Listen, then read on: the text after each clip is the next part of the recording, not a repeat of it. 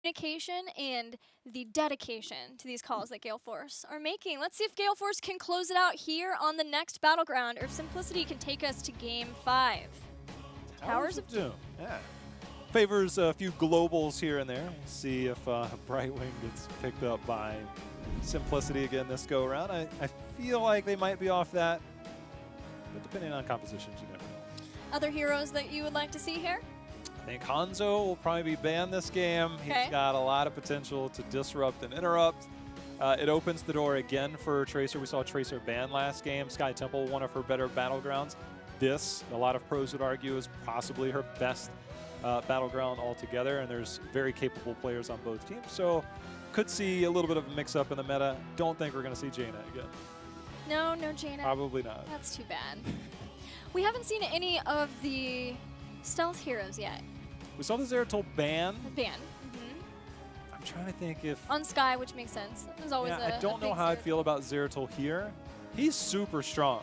Like, super strong. In the right... I think it's going to be composition dependent on when we see our first Zeratul. And I can't wait for it. I'm just gonna leave it at that, is that when you see the new Zeratul in the hands of pros in HGC, it's going to be... It's a treat. It is very much a show throughout the entire game. It's amazing. Well, I'm excited. That sounds pretty good. Maybe we'll get it here. Maybe we'll get an Abathur or an Abathur ban. Lots to consider as we head into potentially the final game of this series, though we do have one more series after this between LFM Esports and Space Station Gaming. LFM? New faces. Yeah. Fresh meat. Look, you told me no Butcher references, and you're the first one to make it of 2018, which opens the door for me. Oh, no. Yes, thank you, Gilly, for that treat. Thank you for welcoming me in by allowing me to make Butcher references with you. It's amazing. I gave myself a hamstring shot for that. All right, by banning Lucio, you take away that strong point, and now you force the other team. Are they going to ban Genji, or are they going to ban Hanzo? Simplicity. Will the simplicity equal simple geometry? We're going to find out. Nope. Ooh. ETC. ETC has been trading hands a lot in this series. He has a 100% win rate so far in HGC North America. Not too bad. He's won 2 games out of 2. So where does that leave Gale Force? We saw that they struggled a little bit with the Arthas pickup, but Fury more than capable of playing a wide variety of heroes, whether it's the Arthas, whether it's the Muradin, or anything. I mean, this guy is incredibly talented. I mean, I still remember some plays from 2 years ago. I mean, there's some hooks. I mean, there's a game we talked about Wubby last year. You guys highlighted him quite a bit in hook accuracy in certain games. But if you go back further, I mean, there's some games with Fury. I just remember, like, is he ever going to miss? Like, as he stitches right over your head, too, it's like... Wait, where? Yeah, it's creepy. Like, I don't know why that's the thing. I've seen Johanna from Fury 2. And Johanna does offer a lot when you're talking about like Greymane and the blinds. Speaking of Greymane Li Ming for Gale Force. Give me that double reset. It's an old tried and true combo. I think Greymane will likely be Udall, but we saw B-Kit on Li Ming in game 1. Yeah, it just depends how many more range do we add to this, though one of those was Genji. This is true. This is true. And I think when it comes to this, I think there's going to be high priority on Leoric Dahaka. We haven't seen Sonya yet. Malthael, of course, has been pretty impactful so far. So I think the solo lane priority will definitely be something that we look towards. But it might not come till after the second ban, but I feel like this would be a good spot if Simplicity wants to lock in that strong hero.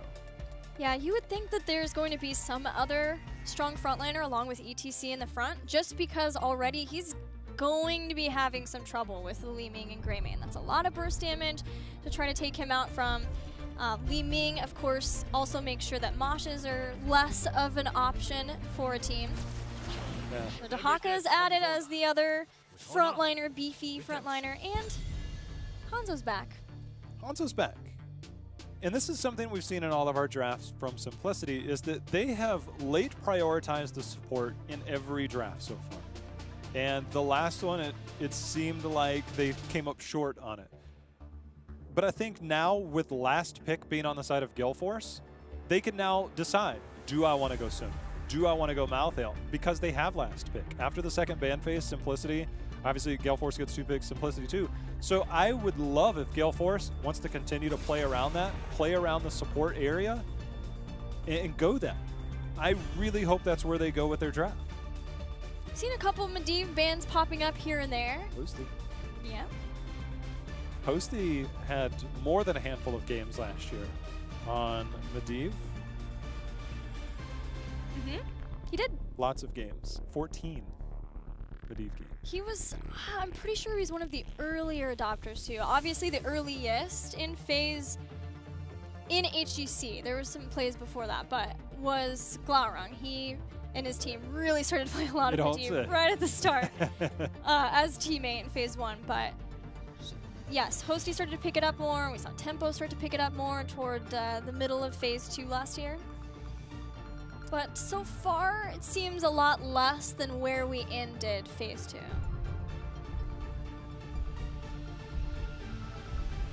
The Murden, however, seems good. I think it's more of a safer option when you look at Hanzo on the other side if he ends up being the main damage dealer, depending on whether Hosty's playing Hanzo or whether it's Zuna playing Hanzo. And so it forces Gale Force into a different route. They could go back to this tried and true Arthas that we've seen, but we could see something different. The Johanna, of course, is available, but the Stitches is something that, man, I'm torn on this for Fury. There's such a wide variety that he can go in, and do you complement the Greymane? Do you complement the Li Ming? What kind of complements both of them? We haven't seen a new Barak yet. That is true. Have you seen that much? Like, where do you feel a new Barak fits in this meta? I haven't seen him at all. Not too much. I don't know how I feel about him right now. Obviously, he's great with the built-in spell armor, the new Rubian armor that he picks up at level 1. Fantastic against mage-style heroes. And Hanzo, for what it's worth, does get most of his damage from his Q and his W. Yeah, and with already having Li Ming, I thought maybe that was a thing too. You'd have Cocoon, which, since we're back to a solo support meta, feels like it could hurt a lot harder if you're relying on that singular support. But we're going back to Johanna for Fury and Malthael. Man, that is a setup for quite a few resets. Quite a few. Quite a few. Yeah. So now your Simplicity, you have to pick your support. We saw Stukov earlier. Alex Straza, I think, would be great here. But you can't go into that single style. Rhaegar is really difficult if you're going solo support against a Malthael. Uther's almost impossible just because Malthael, I mean, I guess you can find ways to work around it, but generally you're not going to do that because there's too much AoE damage. Yeah, and you have to be considering his heal reduction now. Who is going to be able to get through that heal reduction? Yeah, Malfurion might be one of them. The problem is that there's a lot of burst damage for Gale Force. That is true. The Li Ming alone. Jaina, who's it gonna be? Back to the Stukov back. Oh, Jaina. That works. 2 out of 4 games.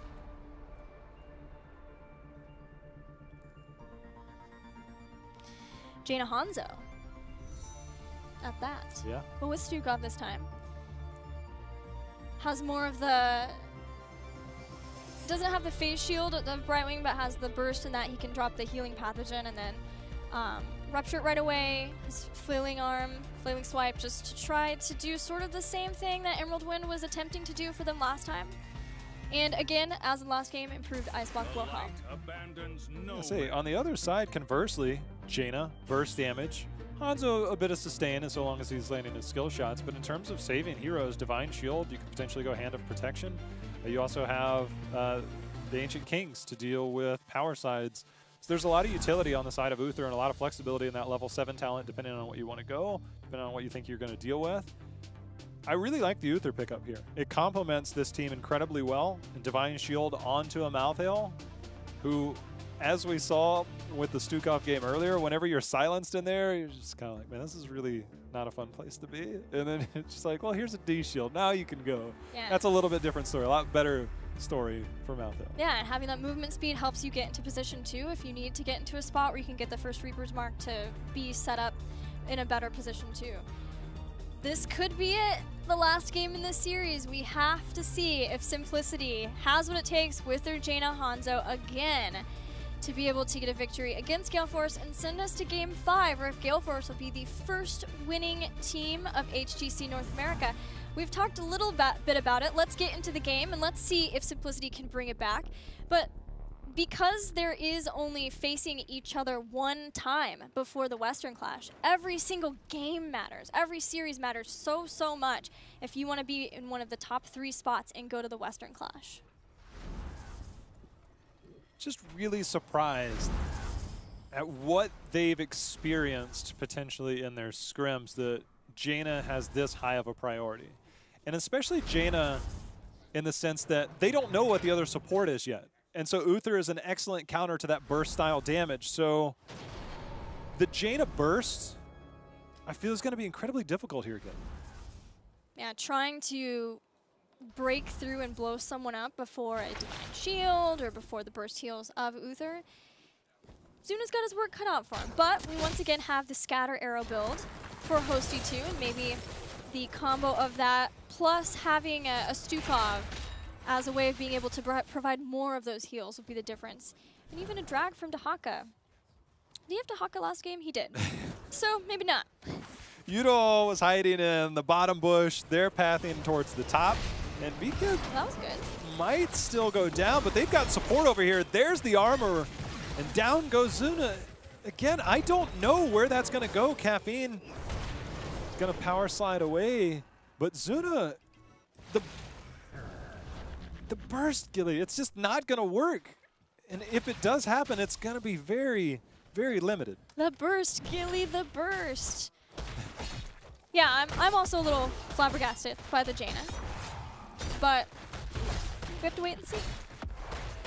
I do want to compliment B-Kid on his sidestepping though, and then Gale Force has this great sense of smell. Like, they really do seem to know at all times where their opponents are hiding. Even last game on Sky Temple, both at the final Temple phase and in the stage dive on Giants, they just really do seem like they have been putting a lot of focus into their map sense and knowing where everyone's going to be. They're going to come in for potentially another gank, if nothing else, to clear out the sappers. Clearing up the sappers should be no problem at all. Malthael taking care of that top lane while the rest of the team continues to look for ganks, and this further goes to point out the playstyle that we've been seeing from Gale Force is that they're using that, they're flexing that, they're using it effectively. And now we see Simplicity checking to see maybe if they can get a counter gank here. They do have the global, so if they do see Gale Force on that camp, look for Dahaka to brush stalker in and really try and turn that. Gale Force steps onto that point, clearing it out really fast. They're going in. With this. Here comes Calf, power slides in just in time. Great silence that's only getting more difficult to deal with thanks to that growing infestation at 1. Michael Udall gets low, does disengage out so we can keep the deeps going. Zuna seems likely to be the first to fall, though with the Johanna kill, it's a 1-for-1. Sappers eventually were picked up by Simplicity, and they'll leave content with the Sapper steal and the 1-for-1 trade.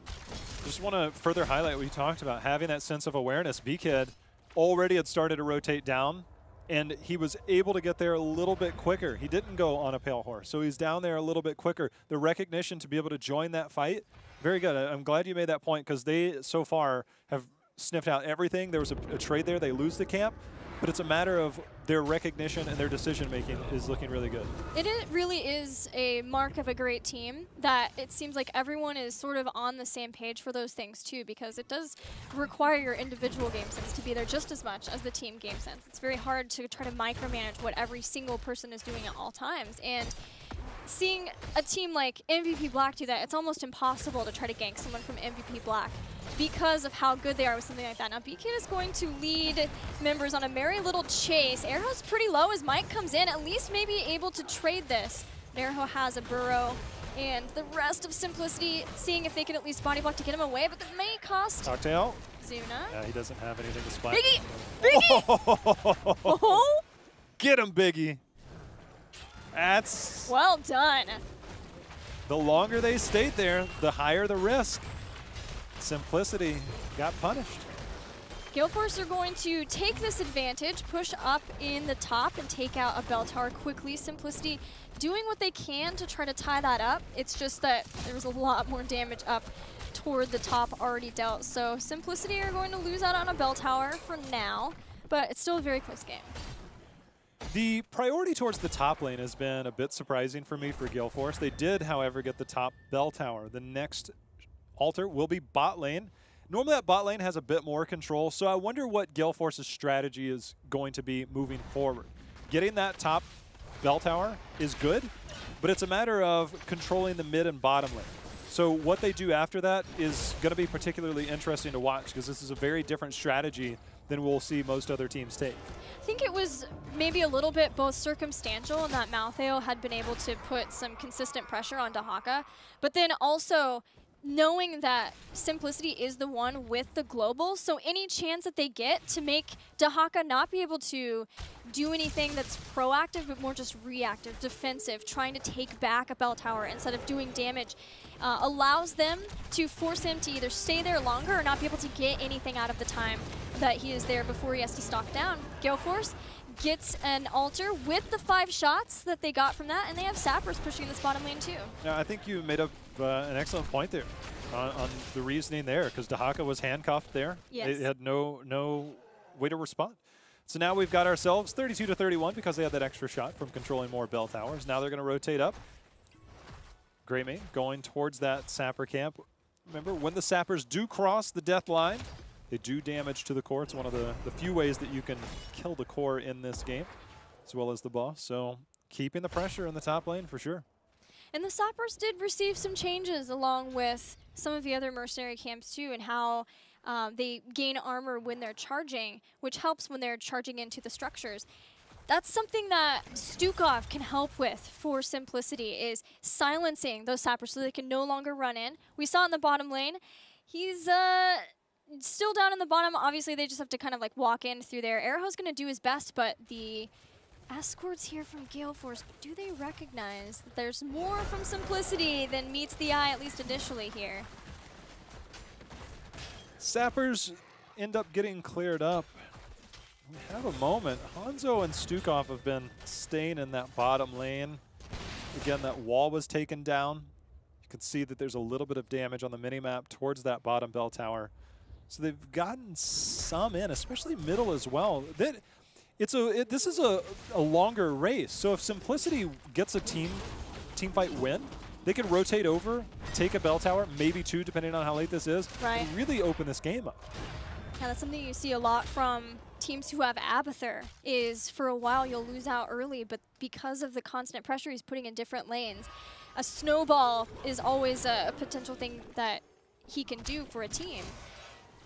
Gale Force have to keep those lanes as pushed as they can, and again, they're facing a global from Simplicity. Next altar phase is started. Gale Force doing the channel. Cursed Bullet comes out. Hanzo's just gone. Goodbye. But there's the power slide over, and they've got another target. Biggie trying to go away. Divine Shield is going to go on to Li Ming. They get the stun down onto Dahaka. Biggie staying alive. Water Elemental in the middle there. B-Kid. It's time for Tormented Souls, but oh my. It was time, and then the time ended quickly with the power slide. Now King Caffeine with the body blocks and the damage. Gale Force claim his life, so a 2-for-1. Still in favor of Gale Force Esports. Thought that play with Akaface and Big Impact together was amazing. The Dragon Arrow stopped the channel. All the way across the map. That is one way to use it. They've hit the reset button on this. They allowed everybody to get there. Hanzo's now going to join the fight. ETC has stage dive. So Gilly, that's a big cooldown, but it seems effective as we've hit the reset button on this altar. It did. Malthael was heading up to the top lane. Now he has to come back in here too. This is fantastic for Simplicity. They get a Sapper Camp too.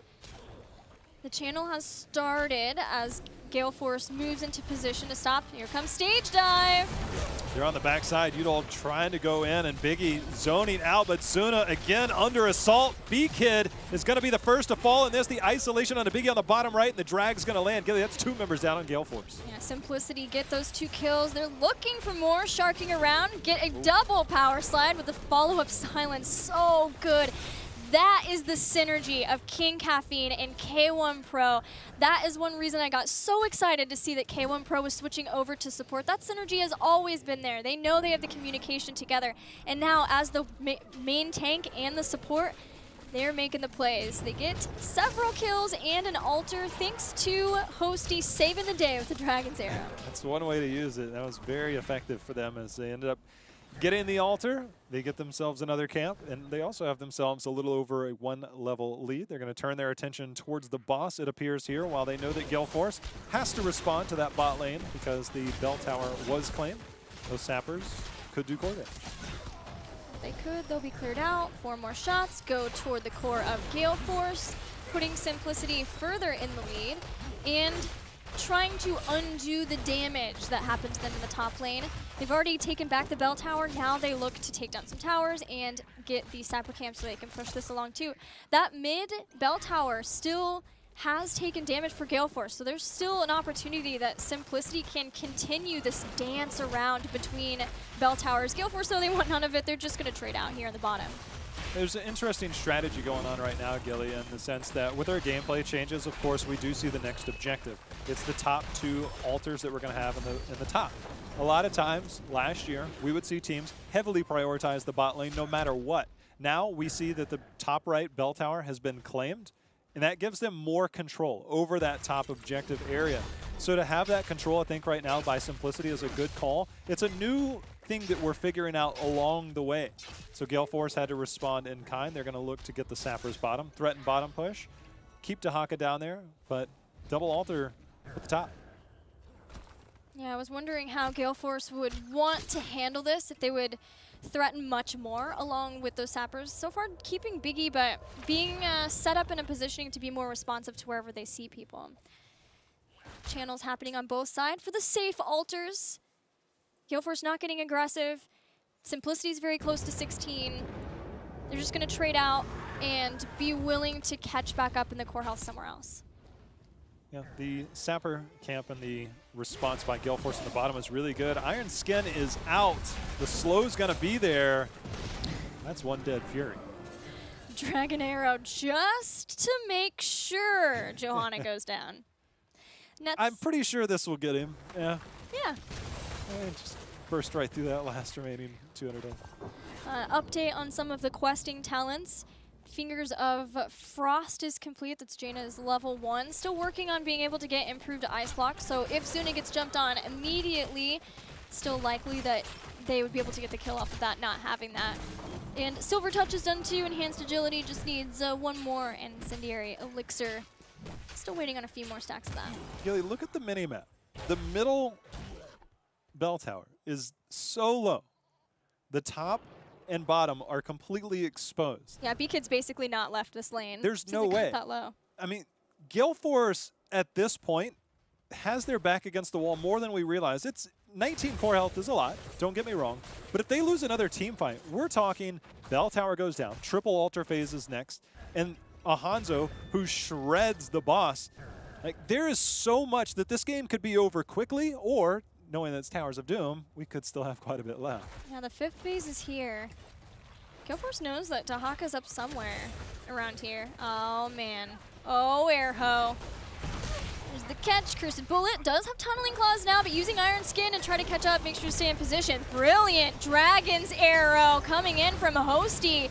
Does not save Dahaka, but it does allow Hosty to get that bell tower. There's a push happening in the bottom lane for Simplicity too with the Water Elemental. They're at least going to get as many shots as they can out of these altars, even losing Dahaka. Things still looking good. There's 1 altar channeled by each team. 5-3, still 27 seconds before Dahaka is back. So can ETC and the likes of Hanzo and Stukov, there's a really good use of that. They have a lot of tools to continue to interrupt this, and it is, well, That's a tool that probably is not going to be available. There they go. But that is 5 bell towers in favor of Simplicity. Yeah, and they're going to get the channel too. 6 shots.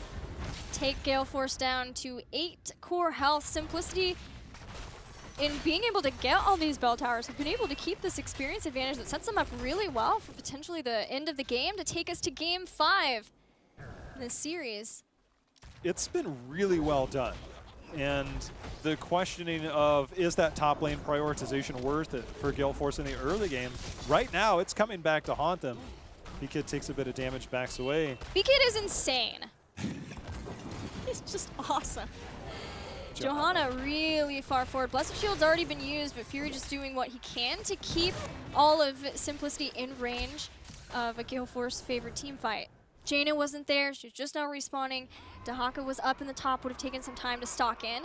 But that sort of is the struggle with Johanna. If you can't get that engagement right off of that Blessed Shield or having the conviction, makes it hard to continue to be up in the right position to combo off of. They're continuing to try and punish Urho. Check the bush. Urho the entire time is waiting. He's got vision. He's now been sought out, but before 20, Gale Force is making sure that this is not a game check here, as we've got Tormented Souls. Uther goes down, willing to commit himself so far. He's going to apply armor everywhere he goes, but that is 2 members down. Make it 3. Gale Force goes down. That is a boss picked up. Gilly, pretty sure that's GG. The burst!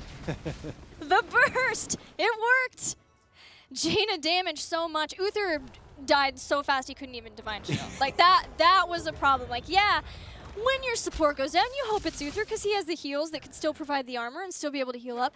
But when he can't get Divine Shield out to enable Tormented Souls, when you lose Greymane now in a staggered death, things are getting rougher for Gale Force, and in fact, the ultimate difficulty because they lose the game. Simplicity takes Game 4, and we're going to Game 5 in our first series of 2018. Yeah, you know, I think a lot of people might question that at first glance, but it was close to 20 for Simplicity. Gale Force, especially after seeing what Hanzo could do. Oh, yeah. Double altar phase was next. If they give up 1 altar and boss, it was going to be game over, and level 20 would have made it even harder. So Gale Force made the right call there. They had their backs against the wall. Had they pulled that off, we got a different game, but Simplicity was in control for the majority of that. I like the call from Gale Force. It's pretty much the only one they could make.